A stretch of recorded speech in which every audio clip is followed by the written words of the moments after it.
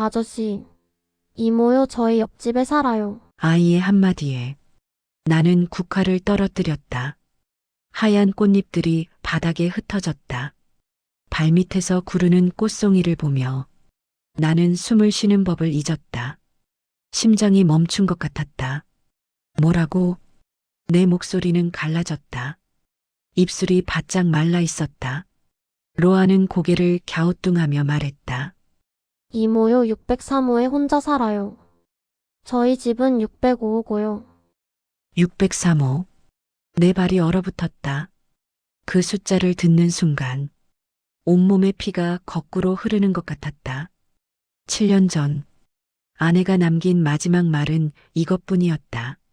사연 시작 전 구독과 좋아요를 눌러주시면 이 따뜻한 이야기가 더 많은 분들께 전해집니다. 그리고 지금 어디서 듣고 계신지 댓글로 남겨주시면 여러분이 계신 그곳에 좋은 일이 가득하길 바랍니다. 잠시만 기다려줘. 미안해. 그날은 겨울이었다. 찬바람이 거세게 불던 날이었다. 지아는 문을 열고 나가며 뒤돌아보지 않았다. 나는 그 뒷모습을 보면서도 금방 오겠지라고 생각했다. 하지만 그녀는 돌아오지 않았다. 경찰서에 실종 신고를 했다. 주변을 며칠 동안 헤매고 다녔다. 아내의 사진을 들고 버스 터미널, 기차역, 병원을 모두 뒤졌다. 아무도 그녀를 본 사람이 없었다. 한 달이 지나고, 석 달이 지나고, 1년이 지났다. 나는 점점 지쳐갔다. 그리고 원망이 시작됐다. 왜 한마디 말도 없이 떠난 거야? 밤마다 그 말을 되뇌었다. 빈 침대를 보며 이를 악물고 눈물을 참았다. 그렇게 7년이 흘렀다. 나는 오랜 세월을 나를 떠난 사람이라고 원망하며 버텼다. 하지만 사실 원망보다 더 큰 건 그리움이었다. 밤마다 그녀의 목소리가 들렸다. 웃는 얼굴이 눈앞에 어른거렸다. 아침에 일어나면 옆자리를 더듬었다. 매일 그랬다. 7년 내내. 그런데 아이가 너무 쉽게 말했다. 이모요? 저번에 울면서 계단에 앉아 있었어요. 그 순간 숨이 막혀왔다. 울면서 왜 울고 있었던 건데? 살아있다면 왜 나를 찾지 않은 거지? 아니, 혹시 내 손이 떨리기 시작했다. 무릎에 힘이 풀렸다. 그 이모가 말을 잇지 못했다. 목구멍이 조여왔다.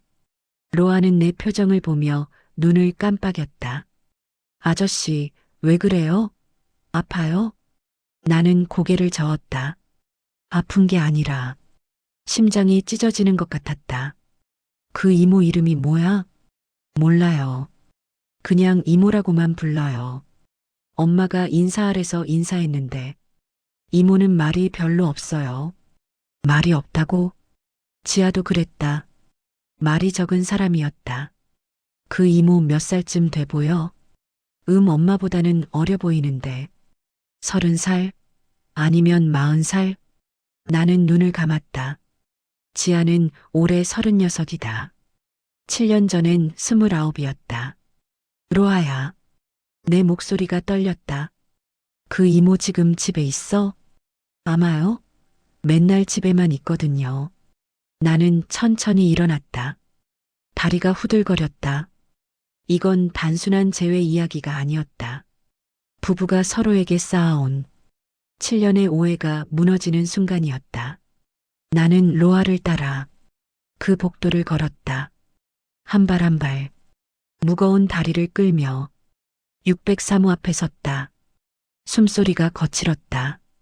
심장이 터질 것 같았다. 초인종을 누르려는데 손이 떨려서 버튼을 찾을 수 없었다. 로아가 대신 눌러줬다. 띵동. 그 소리에 내 심장이 멈췄다.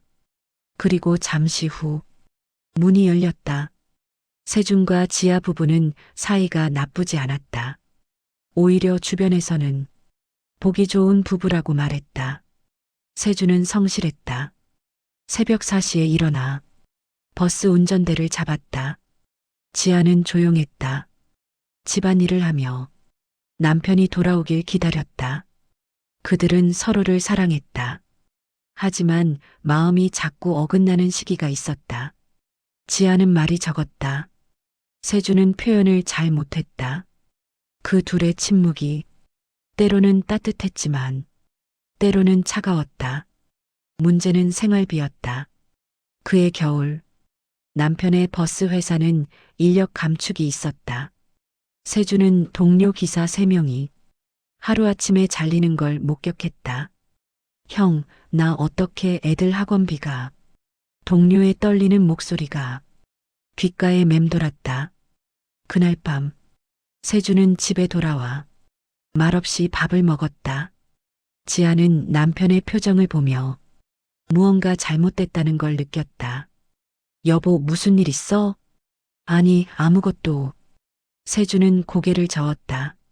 하지만 그의 눈빛은 걱정으로 가득했다. 그 후로 세주는 야간 근무까지 뛰며 체력을 갈아넣는 삶을 살았다. 새벽 4시 출근, 밤 11시 퇴근, 하루에 19시간씩 일했다. 집에 돌아오면 쓰러지듯 잠들었다. 지아는 그 모습을 보며 가슴이 찢어지는 것 같았다. 남편의 어깨는 점점 굽어갔다. 눈 밑에 다크서클은 짙어졌다. 어느 날 밤 세준이 소파에 앉아 있었다. 지아는 그의 뒤에서 조심스럽게 어깨를 주물렀다. 여보, 너무 무리하지 마. 괜찮아. 이 정도는. 하지만 세준의 목소리는 힘이 없었다. 지아는 눈물을 삼켰다. 여보, 나도 일 더 할게. 세준은 몸을 돌렸다. 됐어. 그냥 좀 쉬어. 당신까지 무리하면 어떡해. 그 말이 문제였다. 지아는 됐어가 자기를 밀어내는 말처럼 느껴졌다. 당신은 필요 없어. 나 혼자 하면 돼. 그렇게 들렸다. 사실 세주는 아내가 힘들어하는 걸 보고 싶지 않았다. 그저 지켜주고 싶었다. 하지만 지아는 그걸 몰랐다. 그녀는 남편이 자기를 믿지 못한다고 생각했다. 며칠 뒤 지아는 조심스럽게 말했다. 여보, 마트에서 일자리 구했어. 단기 계약직인데 괜찮대. 세주는 깜짝 놀라 고개를 들었다. 뭐, 왜 그런 것까지 해? 나도 도와주고 싶어서. 지아야, 됐다니까. 내가 다 책임질게. 그 말에 지아의 가슴에 또 금이 갔다. 책임진다고? 나는 짐인가? 그녀는 아무 말도 하지 않았다. 그저 고개를 끄덕였다. 하지만 그날 밤 지아는 베개에 얼굴을 묻고 소리 없이 울었다. 그 무렵 세주는 허리 디스크가 악화되어 갑자기 병원에 실려갔다. 그날은 새벽이었다. 세준이 버스 운전 중 갑자기 허리에서 찢어지는 듯한 통증이 왔다. 그는 버스를 급정거했다. 승객들이 놀라 소리쳤다. 기사님, 괜찮으세요? 죄송합니다. 잠시만. 세주는 운전대를 붙잡고 식은땀을 흘렸다. 결국 그는 동료에게 교체를 부탁하고 병원으로 실려갔다. 응급실 침대 위에 누워 천장을 바라보며 세주는 생각했다. 나까지 쓰러지면 지아는 어떡하지? 그때 문이 열렸다. 여보, 지아였다. 그녀는 얼굴이 새하얘진 채 세준에게 달려왔다. 여보, 괜찮아? 어디가 아파? 괜찮아. 그냥 허리 좀 삐끗했어. 세준은 애써 웃었다. 하지만 지아는 알았다. 남편이 거짓말하고 있다는 걸. 그날부터 세준은 일주일간 입원했다. 의사는 말했다. 디스크가 심각합니다. 수술이 필요할 수도 있어요. 일단 절대 안정이 필요합니다. 세준은 고개를 저었다. 수술은 안 돼요. 일을 해야 하거든요.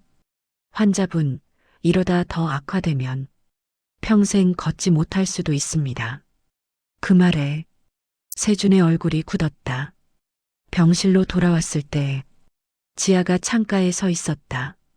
여보, 지아는 돌아보지 않았다. 그녀의 어깨가 떨리고 있었다. 지아야, 괜찮아. 금방 나을 거야. 금방? 지아는 떨리는 목소리로 말했다. 당신 의사 선생님 말 못 들었어? 수술해야 한대잖아. 괜찮아. 수술 안 해도 돼. 왜 안 해? 지아가 돌아섰다. 그녀의 눈은 붉게 충혈되어 있었다. 돈 없어서 그래. 그럼 내가 벌게.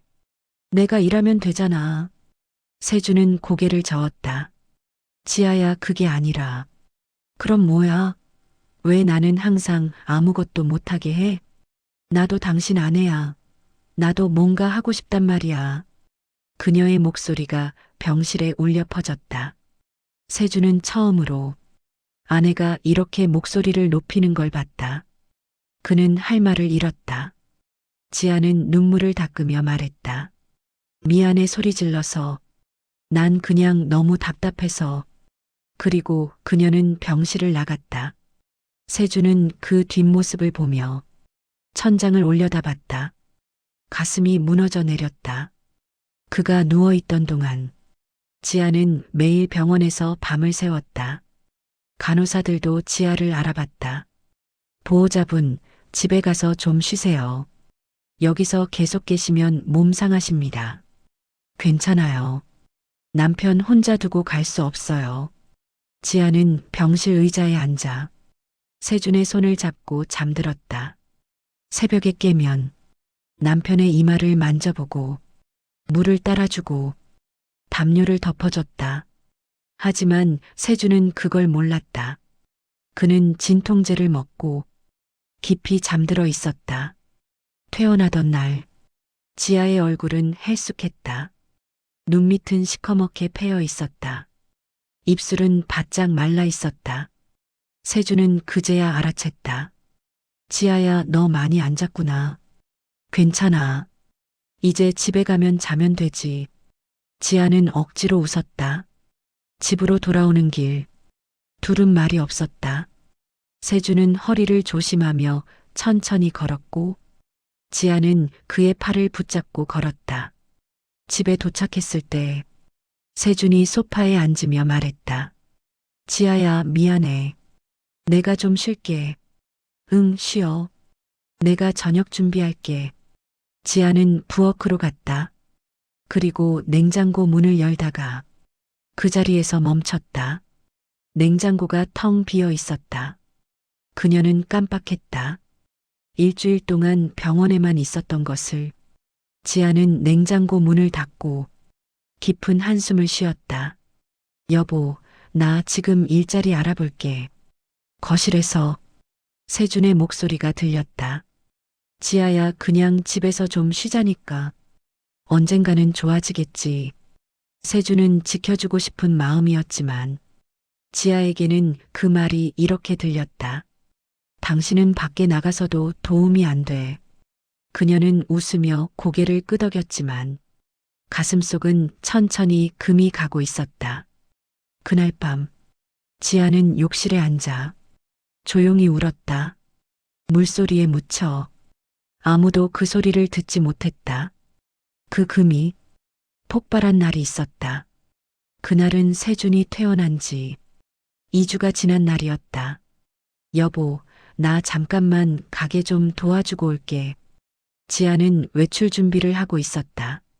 세준은 소파에서 일어나며 아내의 팔을 붙잡았다. 왜 그렇게 나서려고 해? 뭐, 내가 못 벌어서 그래. 세준의 목소리에는 날이 서 있었다. 그는 요즘 자존심이 무너져 있었다. 허리 때문에 일을 나갈 수 없었고 집에서 누워만 있는 자신이 한심했다. 하지만 지아는 그 말을 다르게 받아들였다. 그게 무슨 소리야? 난 아직 죽지 않았어. 내가 책임질 수 있어. 여보, 그러니까 당신은 그냥 집에 있어. 그 순간 지아는 처음으로 목소리를 높였다.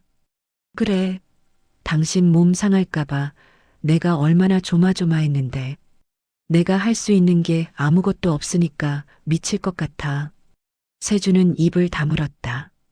지아는 눈물을 흘리며 말을 이었다. 나도 당신 아내야. 나도 이 집을 지키고 싶다고. 근데 왜 나한테는 기회조차 안 줘? 지아야, 난 짐이 아니야. 당신 혼자 책임질 게 아니라 우리 둘이 함께 견디는 거라고. 그 말에 세주는 할 말을 잃었다. 그는 아내를 지키려고 했던 건데 아내는 자신이 짐처럼 느껴졌다고 했다. 둘은 한참을 말없이 서 있었다. 그리고 그날 둘은 처음으로 서로 등을 돌렸다. 지아는 밤늦게 들어왔다. 세주는 소파에서 자고 있었다. 그녀는 남편의 얼굴을 보며 또 한 번 눈물을 삼켰다. 그리고 며칠 뒤 지아는 사고를 당했다. 그날은 비가 내리고 있었다. 지아는 가게 일을 마치고 집으로 돌아가는 길이었다. 횡단보도를 건너는 순간 차가 신호를 무시하고 달려왔다. 아! 그녀의 비명소리가 빗소리에 묻혔다. 다음 날 세주는 경찰서에서 전화를 받았다. 보호자분이십니까? 부인분이 교통사고를 당하셨습니다. 그 순간 세준의 세상이 멈췄다. 그는 병원으로 달려갔다. 의사가 말했다. 머리를 심하게 다치셨습니다. 다행히 생명에는 지장이 없지만 기억상실 증세가 있을 수 있습니다. 기억상실이요? 네. 지금 당장은 말씀드리기 어렵지만 깨어나도 과거를 기억 못할 가능성이 있습니다. 세주는 병실로 들어갔다. 지아는 침대에 누워 하얗게 질린 얼굴로 잠들어 있었다. 지아야. 그는 아내의 손을 잡았다. 차갑고 작은 손이었다. 미안해, 내가 잘못했어. 제발 깨어나줘. 하지만 지아는 대답하지 않았다. 며칠 후, 지아는 눈을 떴다. 세주는 그 순간을 놓치지 않았다. 지아야, 정신 차렸어? 하지만 아내는 그를 낯선 사람 보듯 바라봤다. 저 누구세요? 세준의 심장이 얼어붙었다. 나야 세준이야, 당신 남편. 남편? 지아는 고개를 가로저었다. 죄송한데 기억이 안 나요. 그날부터 세준의 지옥이 시작됐다. 의사는 말했다. 기억이 돌아올 수도 있고 평생 돌아오지 않을 수도 있습니다. 일단 재활 치료를 받으시는 게 좋겠습니다. 지아는 재활센터로 옮겨졌다. 세주는 매일 그곳을 찾아갔다. 하지만 지아는 그를 볼 때마다 불편해했다. 저 당신이 제 남편이라고 하셨죠? 근데 제 기억엔 없어요. 죄송하지만 좀 부담스러워요. 그 말에 세주는 무너졌다. 아내가 자신을 낯선 사람으로 여긴다는 게 너무 고통스러웠다. 한 달이 지나고 지아는 말했다. 저 혼자 살고 싶어요. 기억도 안 나는 사람이랑 사는 게 너무 힘들어요. 세주는 그 말을 듣고 고개를 끄덕였다. 알았어, 내가 원한다면. 그리고 얼마 뒤 지아는 재활센터 근처의 작은 원룸으로 이사했다. 세주는 그 주소를 받았지만 찾아가지 않았다. 아내가 부담스러워한다는 걸 알았기에 그렇게 둘은 헤어졌다. 서로 사랑했지만 서로를 지키려다 서로에게서 멀어진 부부. 그 시점에서 부부의 마음은 같은 방향을 향하고 있었지만 서로가 서로에게 등을 돌린 상태였던 것처럼 보였다. 7년이 흘렀다. 세주는 혼자 살았다. 빈 집에서 빈 식탁 앞에 앉아 혼자 밥을 먹었다. 가끔 아내의 옷장을 열어봤다. 그녀의 옷들이 그대로 걸려 있었다. 냄새를 맡으면 지아의 향기가 희미하게 남아 있었다. 하지만 점점 그 냄새도 사라졌다. 세주는 버스를 운전하며 하루하루를 견뎠다. 손님들이 타고 내렸다. 세상은 계속 돌아갔다. 하지만 그의 시간은 7년 전에 멈춰 있었다. 그러던 어느 날, 로아를 만났다. 로아는 세준의 아파트 복도에서 자주 마주치는 소녀였다. 아저씨, 안녕하세요. 처음엔 그냥 인사만 했다. 하지만 시간이 지나며 로아는 세준에게 말을 걸기 시작했다. 아저씨, 혼자 사세요? 응, 혼자 살아. 가족은요? 세준은 잠시 말을 멈췄다. 있었어. 어디 갔어요? 멀리 가버렸어. 로아는 고개를 갸우뚱했다. 그 후로도 로아는 세준을 자주 찾아왔다. 아저씨, 이거 먹어요. 과자를 건네기도 하고. 아저씨, 숙제 좀 봐주세요. 숙제를 들고 오기도 했다. 세준은 처음엔 귀찮았지만 점점 로아가 고마워졌다. 빈집에 웃음소리가 들렸기 때문이다. 그러던 어느 날, 로아가 말했다. 아저씨, 국화 좋아하세요? 국화? 네, 저희 집에 국화가 많거든요. 엄마가 키우는 건데 아저씨 드릴까요? 아니야, 괜찮아. 에이, 그냥 드릴게요. 로아는 다음 날 국화 한 송이를 들고 왔다. 세주는 그 꽃을 받으며 잠시 멍했다. 지아도 국화를 좋아했다. 예쁘지 않아요? 응, 예뻐. 세주는 꽃을 물병에 꽂아 두었다. 그리고 그날 밤 국화를 보며 오랜만에 눈물을 흘렸다. 며칠 후 로아가 또 찾아왔다. 아저씨, 오늘 날씨 좋죠? 같이 산책할래요? 나 괜찮아. 넌 친구랑 놀아. 친구들 다 바빠요. 아저씨랑 같이 있는 게 더 재밌어요.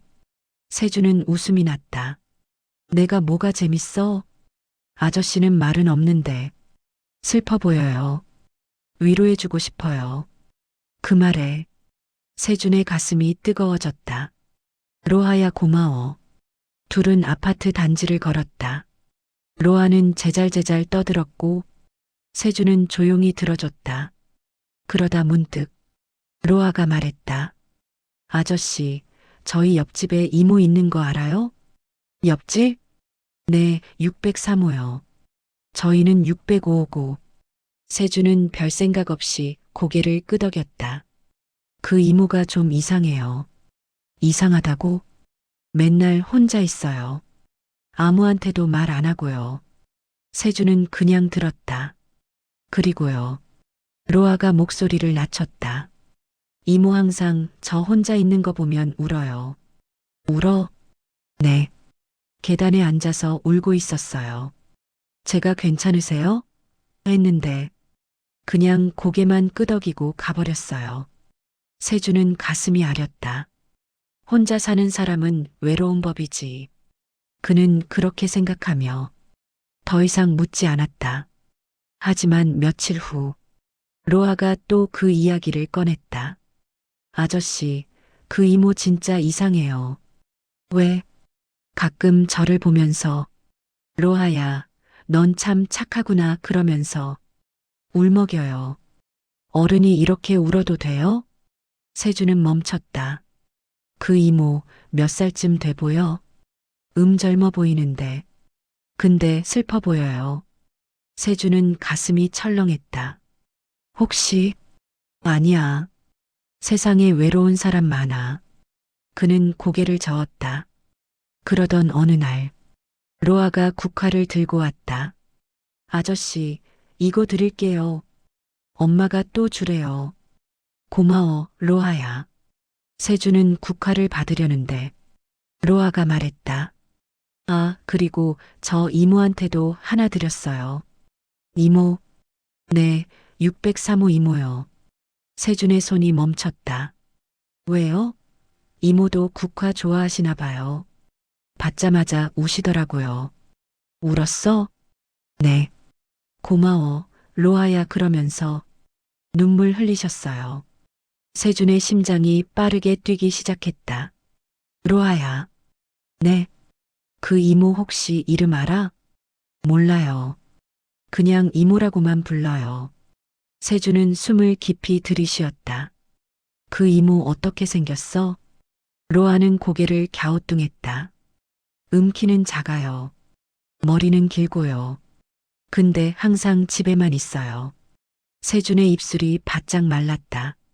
로하야, 그 이모 지금 집에 있어? 아마요?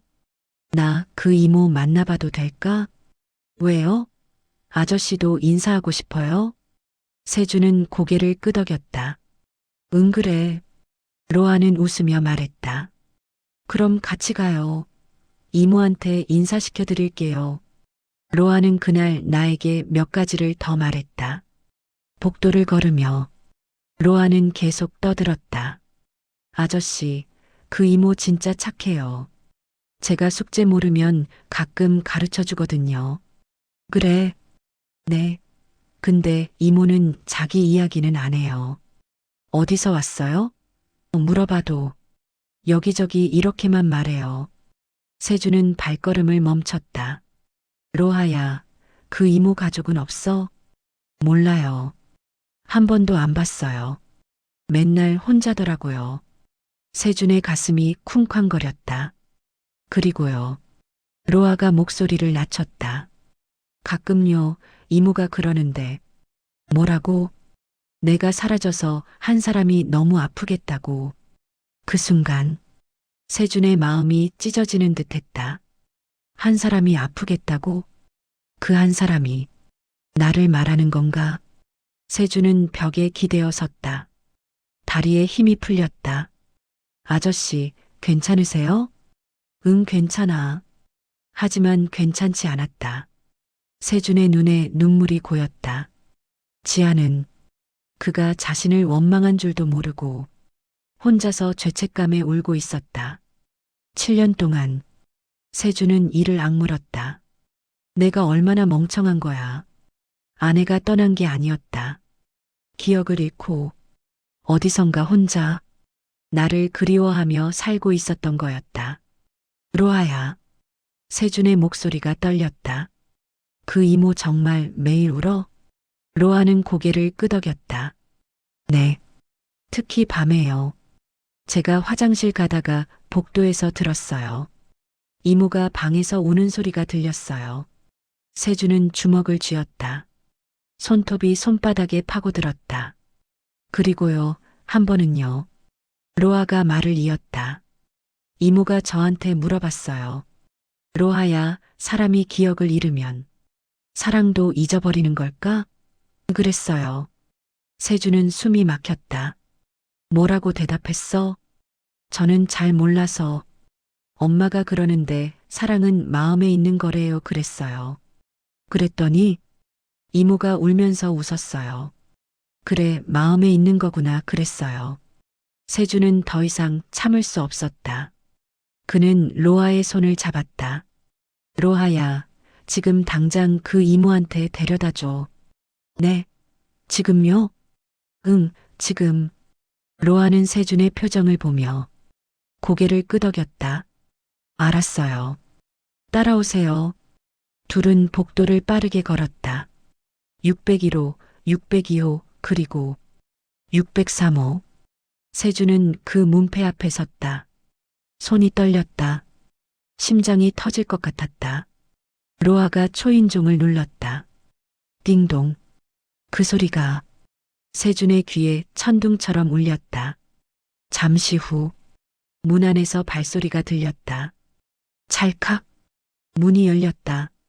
그리고 세준은 그녀를 봤다. 문이 열리고 지아의 얼굴이 나타났다. 7년 만이었다. 세준은 무릎부터 휘청했다. 지아야. 그의 목소리는 바람에 날아갈 듯 약했다. 지아는 멈췄다. 그녀는 문고리를 잡은 채 세준을 바라봤다. 순간 그녀의 눈동자가 흔들렸다. 누구세요? 세준은 그 말에 심장이 찢어지는 것 같았다. 여전히 기억하지 못하는구나. 나나야. 그는 말을 잇지 못했다. 로아가 옆에서 말했다. 이모, 이분은 저희 아파트에 사는 아저씨예요. 인사하고 싶대요. 지아는 세준을 천천히 훑어봤다. 키 큰 남자, 굽은 어깨, 피곤해 보이는 얼굴. 하지만 눈빛만은 무언가를 간절히 담고 있었다. 안녕하세요. 지아는 작게 인사했다. 세준은 그 목소리에 눈물이 쏟아질 것 같았다. 7년 만에 듣는 아내의 목소리. 안녕. 그는 겨우 대답했다. 둘은 한참을 그렇게 서로를 바라봤다. 로아가 분위기를 느끼고 조용히 물러섰다. 지아는 문턱에 서서 세준을 계속 쳐다봤다. 저기 혹시 그녀가 입을 열었다. 저희 어디서 본 적 있나요? 세준은 고개를 끄덕였다. 응 있어. 어디서요? 오래전에. 지아는 미간을 찌푸렸다. 머릿속이 복잡했다. 이 남자를 보니 가슴이 답답해졌다. 뭔가 굉장히 중요한 사람 같은데 도무지 기억이 나지 않았다. 죄송한데 기억이 안 나요. 세준은 고개를 저었다.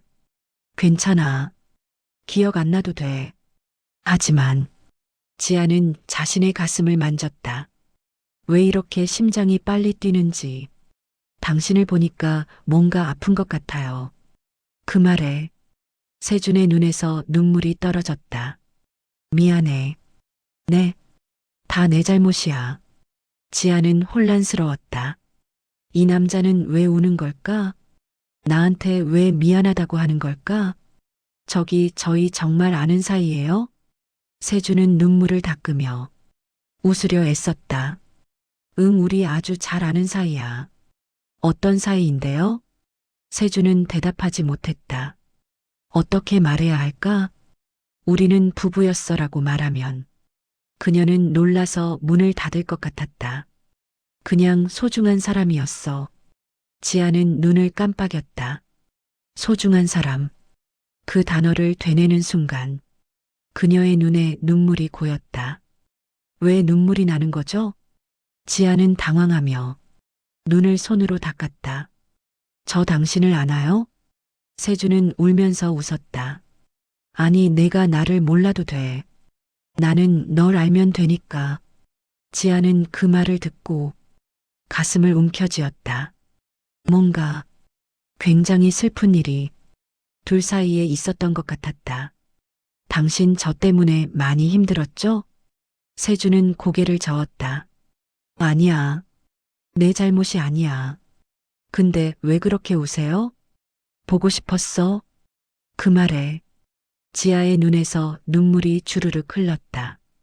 가슴이 너무 아파요. 당신 보고 있는데 너무 미안해지는 느낌이 들어요. 세준은 그 말을 듣고 벽을 붙잡고 눈을 감았다. 미안한 건 나인데 기억까지 잃은 내가 왜 나한테 미안해해. 지아야. 네. 나 들어가도 돼? 지아는 잠시 망설이다. 고개를 끄덕였다. 들어오세요.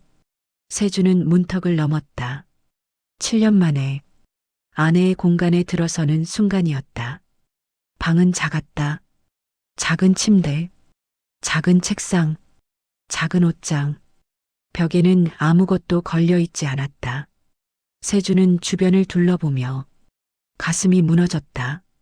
이렇게 살고 있었구나. 지아는 세준에게 물을 건넸다. 앉으세요. 세준은 작은 의자에 앉았다. 지아는 침대 끝에 앉았다. 둘은 한참을 말없이 있었다. 그러다 세준이 입을 열었다. 너 여기서 얼마나 살았어? 7년요. 7년. 세준은 주먹을 쥐었다. 7년 동안 이렇게 가까이 있었는데 몰랐다는 게 너무 고통스러웠다. 기억이 전혀 없어? 지아는 고개를 저었다. 사고 전 기억은 다 사라졌어요. 누가 저였는지도 몰라요.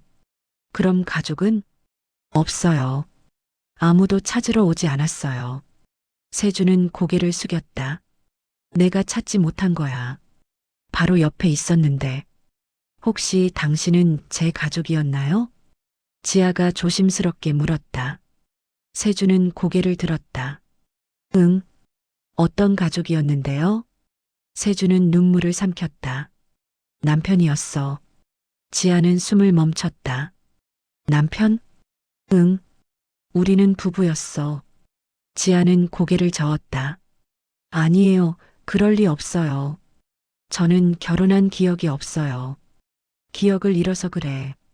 우리는 결혼했었어. 지아는 혼란스러웠다. 그럼 왜 저는 여기 혼자 있어요? 왜 당신은 저를 찾지 않았어요? 세주는 대답하지 못했다. 나 너를 찾았어. 7년 동안 계속 찾았어. 근데 못 찾았어. 어떻게요? 저 여기 있었는데. 재활센터에서 나온 후 내가 어디 있는지 몰랐어. 주소를 알았지만 찾아가지 못했어. 왜요? 내가 날 부담스러워 했으니까. 지아는 눈을 크게 떴다. 제가요? 응. 기억 없는 사람이랑 사는 게 힘들다고 했어. 지아는 입술을 깨물었다. 제가 그런 말을 했어요? 응. 그럼 저 때문에 헤어진 거예요? 세주는 고개를 저었다. 아니야. 내가 결정한 거야. 내가 편하게 살길 바랐어. 지아는 눈물을 흘렸다. 저 정말 나쁜 사람이네요. 아니야. 세주는 그녀의 손을 잡았다. 너는 아무 잘못 없어. 다 내 잘못이야.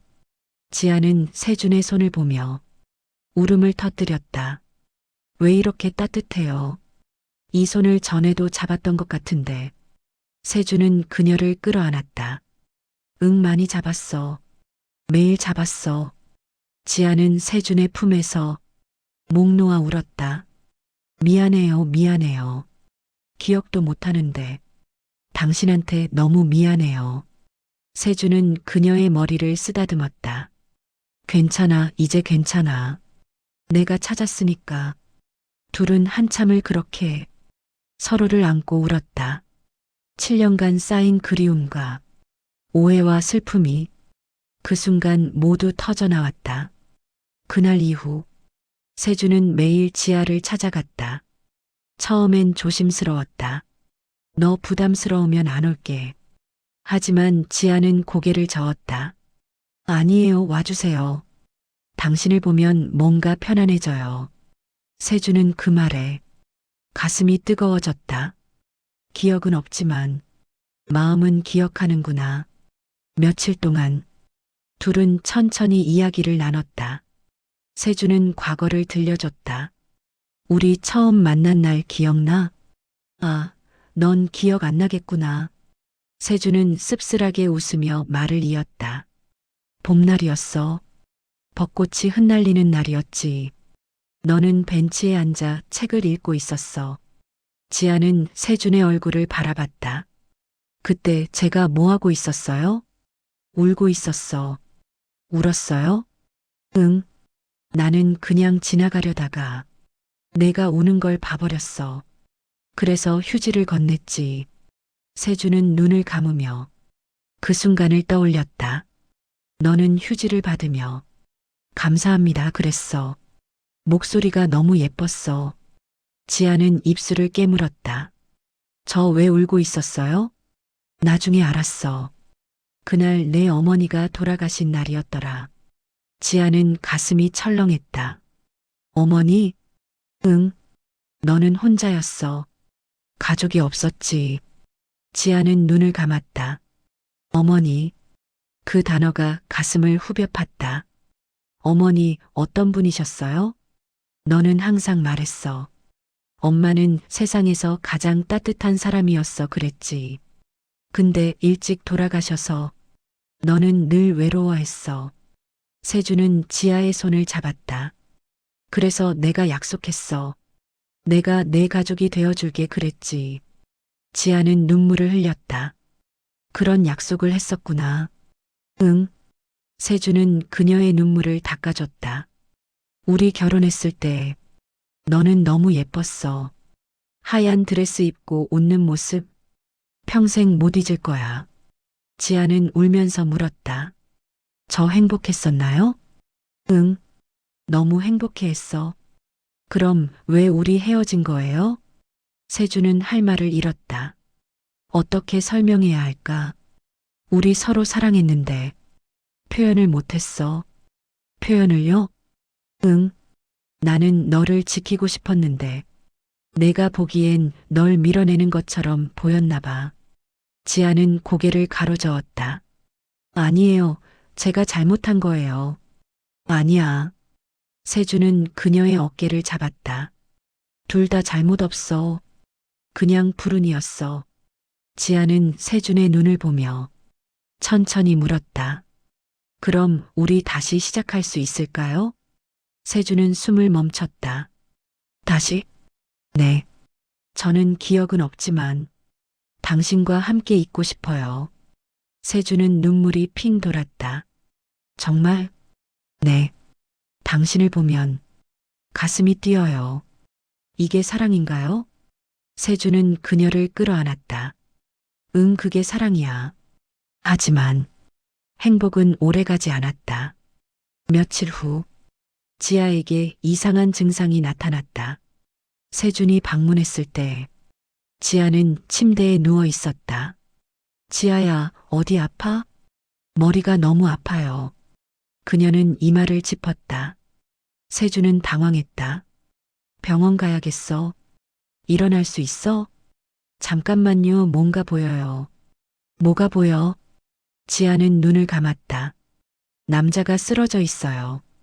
병원 침대에. 세준은 심장이 멎었다. 그 남자 누구야? 모르겠어요, 근데. 제가 그 사람 손을 잡고 있어요. 울면서. 그 순간. 세준은 알았다. 기억이 돌아오고 있구나. 지아야, 천천히 기억해봐. 지아는 머리를 감싸쥐었다. 아파요, 너무 아파요. 괜찮아, 천천히 해. 지아는 눈물을 흘리며 떨리는 목소리로 말했다. 그 남자가 저한테 말해요. 됐어. 그냥 좀 쉬어. 세주는 숨을 삼켰다. 그날이구나. 내가 허리 다쳤을 때. 그리고 저는 화가 나요. 왜 저를 밀어내냐고. 왜 저는 아무것도 못하게 하냐고. 지아는 목 놓아 울었다. 너무 답답했어요. 저도 뭔가 하고 싶었는데. 세주는 그녀를 안았다. 미안해, 내가 미안해.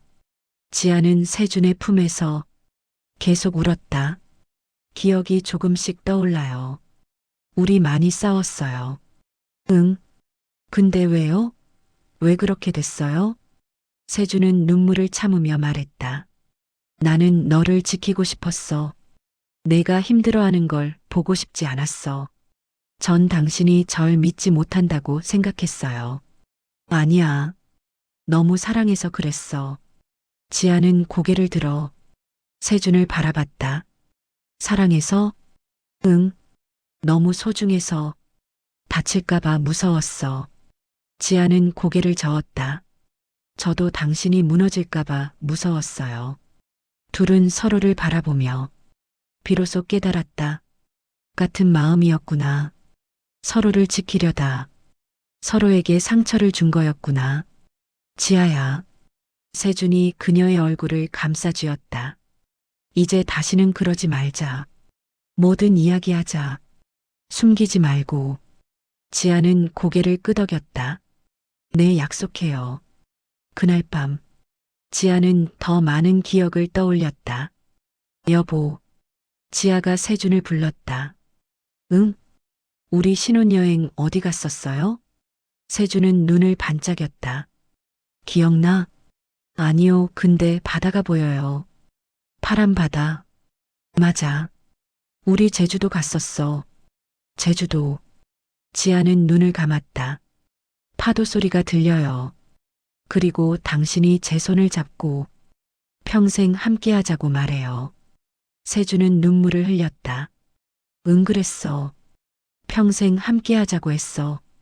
지아는 눈을 떴다. 근데 우리 함께 못했잖아요. 이제 함께 할 거야. 다시는 놓지 않을게. 지아는 세준의 품에 안겼다. 두려워요.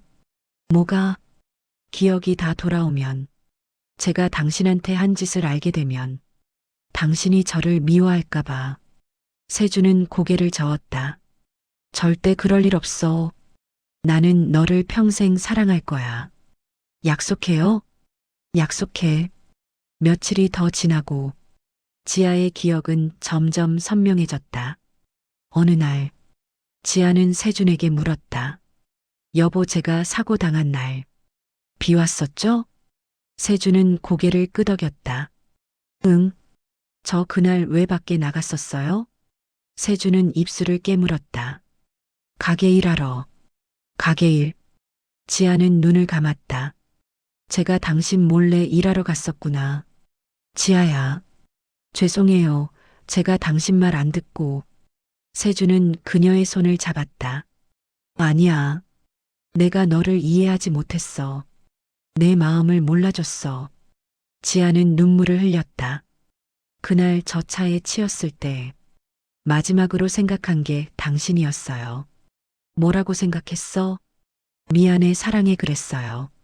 세준은 눈을 감았다. 가슴이 너무 아팠다. 나도 너한테 그 말하고 싶었어. 7년 동안 매일. 지아는 세준을 끌어안았다. 이제 할 수 있잖아요. 우리 다시 시작하는 거예요. 세준은 고개를 끄덕였다. 응, 다시 시작하자. 하지만 완전한 화해까지는 아직 한 걸음이 남아 있었다. 며칠 후 지아는 세준에게 편지를 썼다. 세준이 방문했을 때 지아는 떨리는 손으로 편지를 건넸다. 이거 읽어주세요. 세준은 편지를 펼쳤다. 여보에게 나는 당신을 7년 동안 기억하지 못했어요. 하지만 마음 한구석엔 당신이 계속 있었던 것 같아요. 밤마다 울었던 이유를 이제 알았어요.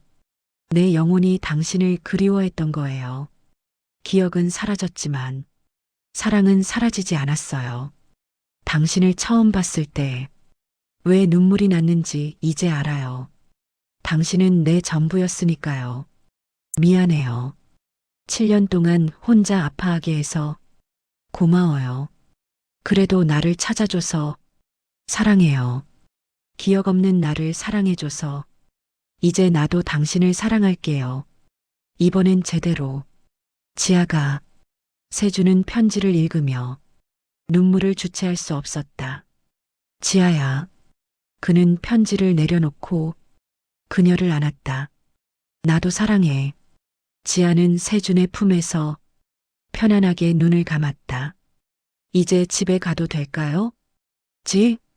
우리 집이요. 당신이 있는 곳이요. 세준은 울면서 웃었다. 그럼 당연하지. 그날 지아는 세준의 집으로 돌아왔다. 7년 만에 귀환이었다. 문을 열고 들어서는 순간 지아는 멈췄다. 이 냄새. 응? 우리 집 냄새예요. 지아는 눈물을 흘리며 집안을 둘러봤다. 거실의 소파, 주방의 식탁, 침실의 침대. 모든 게 낯설었지만 동시에 익숙했다. 여보, 여기가 우리 집이었구나. 세준은 고개를 끄덕였다. 응, 여기가 우리 집이야. 지아는 천천히 걸으며 집안을 살폈다. 침실로 들어갔을 때 옷장문이 열려 있었다. 이건 그녀의 옷들이 그대로 걸려 있었다. 여보, 이거 다 제 옷이에요?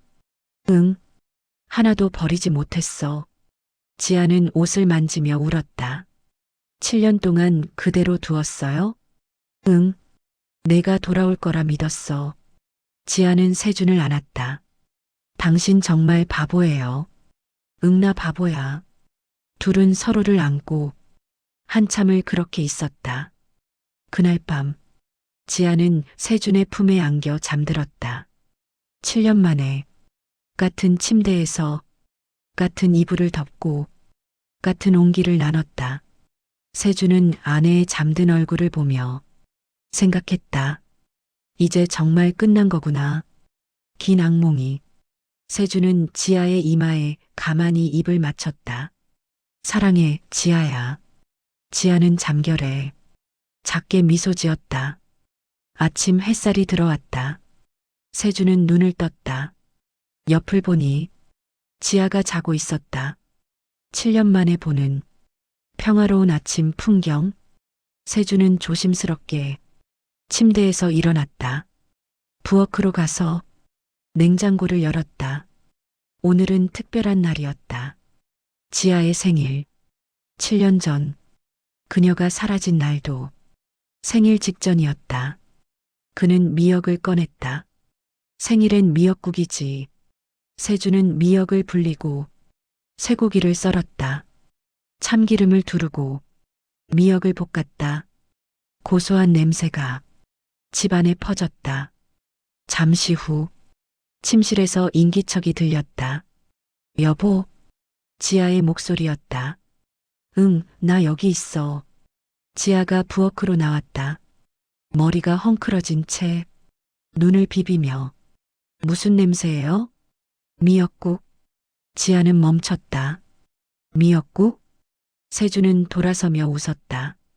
오늘 내 생일이잖아. 지아는 눈을 크게 떴다. 제 생일? 응. 기억 안 나? 지아는 고개를 가로저었다. 생일도 잊어버렸어요. 세주는 그녀의 손을 잡았다. 괜찮아. 내가 기억하면 되니까. 지아는 눈물이 핑 돌았다. 여보, 앉아. 금방 완성할게.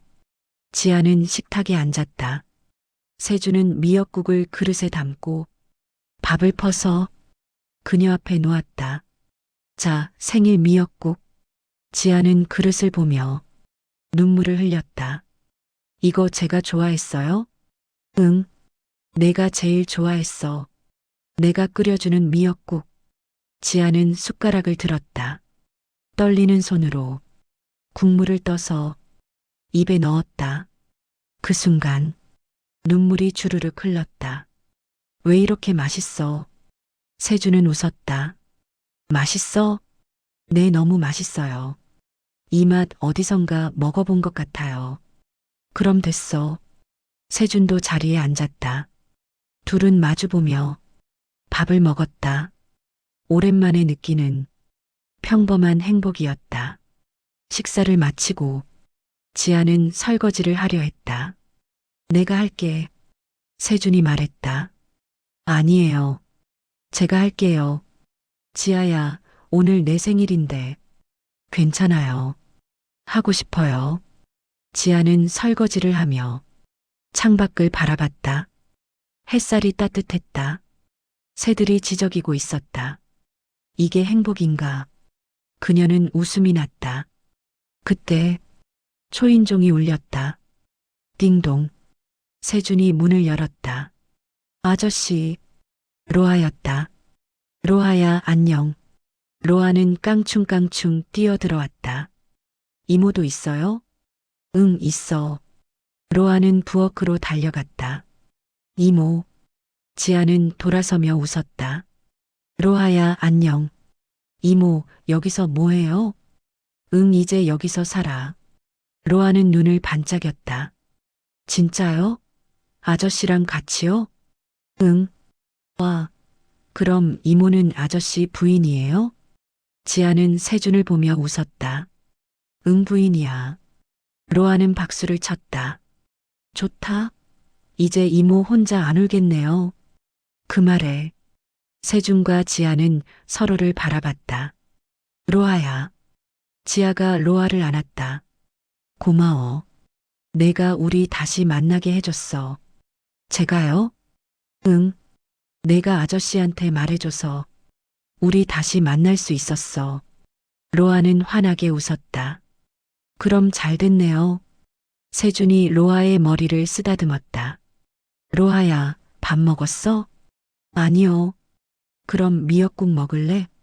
미역국이요? 좋아요. 세준은 로아를 위해 미역국을 데웠다. 세 사람은 식탁에 둘러앉았다. 로아는 신나서 떠들었고, 지아는 웃으며 들었고, 세주는 따뜻하게 바라봤다. 이모, 생일 축하해요. 로아가 갑자기 말했다. 어떻게 알았어? 아저씨가 말해줬어요. 로아는 가방에서 작은 선물을 꺼냈다. 이거 드릴게요. 그것은 로아가 직접 그린 그림이었다. 세 사람이 손을 잡고 웃고 있는 그림. 지아는 그림을 보며 눈물을 흘렸다. 로아야 고마워. 울지 마세요. 기쁜 날인데. 지아는 웃으며 눈물을 닦았다. 응, 안 울게. 그날 오후 세 사람은 함께 산책을 나갔다. 로아는 두 사람 사이에서 손을 잡고 깡충깡충 뛰었다. 이모, 저도 생일에 이런 거 먹어보고 싶어요. 로아가 말했다. 미역국? 네. 세주는 웃었다. 그럼 이제부터 내 생일도 챙길게. 진짜요? 응. 약속? 로아는 환하게 웃었다. 좋아요. 그럼 이모랑 아저씨는 제 가족 같은 거예요. 세준과 지아는 서로를 바라보며 미소 지었다. 그래, 우리 가족이야.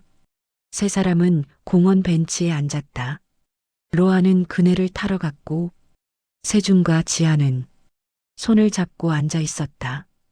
여보, 지아가 말했다. 응? 앞으로 행복할 수 있을까요? 세준은 그녀의 손을 꼭 쥐었다. 당연하지. 우리 행복할 거야. 불안해요. 왜? 다시 떨어질까봐. 세준은 고개를 저었다. 절대 그럴 일 없어. 이번엔 절대 놓지 않을게. 지아는 세준의 어깨에 기댔다. 고마워요. 저 같은 사람 다시 받아줘서. 무슨 소리야? 넌 내 전부야. 지아는 눈을 감았다. 세준의 어깨에서 평온함이 느껴졌다. 이게 집이구나. 그녀는 생각했다. 집은 장소가 아니라 사람이었어. 해가 저물고 세 사람은 집으로 돌아왔다.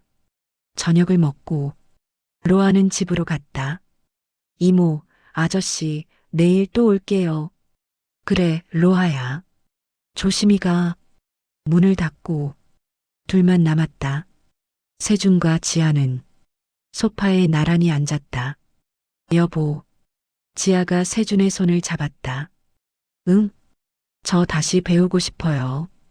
뭘? 당신을 사랑하는 법요. 세준은 웃었다. 너 이미 알고 있어. 아니에요. 기억이 없으니까. 처음부터 다시 배워야 해요. 세준은 그녀를 끌어안았다. 그럼 천천히 배우자. 평생 걸려도 괜찮아. 지아는 세준의 품에 안겨 행복한 눈물을 흘렸다. 사랑해요, 여보. 나도 사랑해, 지아야. 그날 밤 둘은 창가에 서서 밤하늘을 바라봤다. 별들이 반짝이고 있었다. 여보, 별 보여요? 응. 저 별들 중에 하나는 우리 별일까요? 세준은 웃었다. 당연하지. 저기 제일 밝은 별. 지아는 그 별을 보며 소원을 빌었다. 부디 우리 평생 행복하게 해주세요. 세준도 같은 소원을 빌었다. 이번 생은 물론이고 다음 생에도 지아와 함께하게 해주세요. 그렇게 7년의 긴 이별이 끝났다. 오해와 슬픔으로 가득했던 7년의 시간이 이제는 추억이 되었다. 그리고 새로운 시작이 그들을 기다리고 있었다. 세 사람의 식탁 위에 조용한 햇살이 비쳤다. 1년 후 세준과 지아는 작은 카페를 열었다. 카페 이름은 다시 봄. 지아가 지은 이름이었다. 우리 다시 만난 게 봄처럼 따뜻해서요. 카페는 아파트 단지 안에 있었고 동네 사람들이 자주 찾아왔다. 그 중에서도 로아는 매일 왔다. 이모, 오늘 케이크 뭐예요? 딸기 케이크야. 와, 제일 좋아하는 거예요. 로아는 카페에서 숙제를 하고 친구들과 놀았다. 세준과 지아는 그런 로아를 보며 흐뭇하게 웃었다. 어느 날, 한 노부부가 카페에 들어왔다. 사장님, 커피 2잔 주세요. 지아가 커피를 만들어 테이블로 가져갔다. 감사합니다. 노부부는 마주 앉아 커피를 마시며 조용히 대화를 나눴다. 지아는 그 모습을 보며 생각했다. 우리도 저렇게 늙을까? 그날 밤, 지아는 세준에게 물었다. 여보, 우리 할머니, 할아버지 되면 어떨 것 같아요? 세준은 웃었다. 좋지. 함께 늙는 거잖아.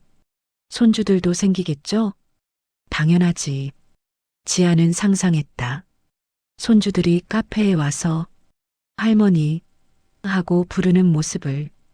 그 상상만으로도 가슴이 따뜻해졌다. 여보, 응? 저 행복해요.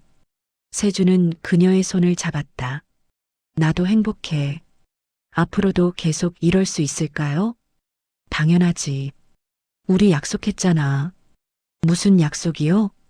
평생 함께하기로. 지아는 웃으며 세준의 어깨에 기댔다. 내 평생 함께해요. 창밖으로 봄바람이 불어왔다. 벚꽃이 흩날리고 아이들이 뛰어놀고 세상은 계속 돌아갔다. 하지만 세준과 지아에게는 지금 이 순간이 영원처럼 느껴졌다. 7년의 이별, 7년의 고통, 7년의 오해, 모든 것이 이 행복한 순간을 위한 과정이었을지도 모른다. 세준은 지아의 손을 꼭 쥐며 생각했다. 이제 정말 끝이야. 우리 긴 겨울이 이제 봄이야. 지아도 같은 생각을 했다. 여보 고마워요. 기다려줘서, 찾아줘서, 사랑해줘서. 그렇게 그들의 이야기는 행복한 결말을 맞이했다. 아니, 결말이 아니라 새로운 시작이었다. 다시 봄. 그들의 인생에 다시 봄이 왔다. 그리고 이번에는 절대 끝나지 않을 영원한 봄이었다. 오늘의 이야기는 어떠셨나요? 기억상실로 원치 않던 이별에서 다시 재회하기까지의 7년간의 이야기. 이 사연이 더 많은 사람들에게 전해질 수 있도록 주변에 공유해 주세요. 어디에서 함께 해주셨는지 댓글로 남겨주시면 감사한 마음으로 한 분께 인사드리겠습니다. 오늘도 건강하고 행복한 하루 보내세요. 오늘도 감사합니다. 사연한다발이었습니다.